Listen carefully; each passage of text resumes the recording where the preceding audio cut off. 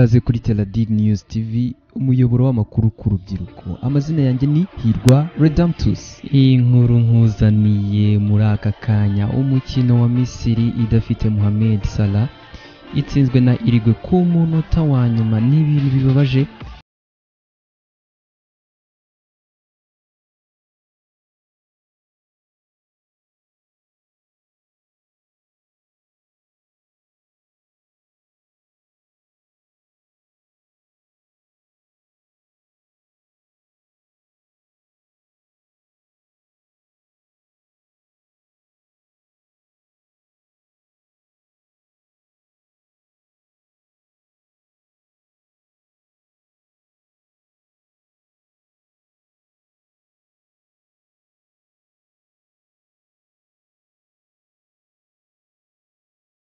Uyu mukino amakipe yombi yatangiye yigana, ubona nta buryo bw'igitego buraboneka vuba, ariko ku munota wa karindwi w'umukino Edison Cavani usanzwe akinira Paris Saint-Germain yaje kubonera uburyo Urguay ariko umuzamu abyitwaramo neza. Ku munota rero wa 87 Cavani yateye umupira w'umuterekano ariko ugonga igiti kizamu. Abasore ba Misiri barahagoboka birangira ntacyo bitwaye gusa, ariko nanone ntabwo byabahiriye kuko ku munota wa 89 Urguay yabonye igitego cyatsinzwe na Jose Jimenez ndetse umukino uhita unarangira gutyo. Ngira ngo ni umukino washimishije benshi ku mpande zombi, dore ko wari urimo imbaraga nyinshi nk'uko mugenda mubibona mu mafoto. Ni umukino ubona ko wari ufite ingufu zitangaje cyane.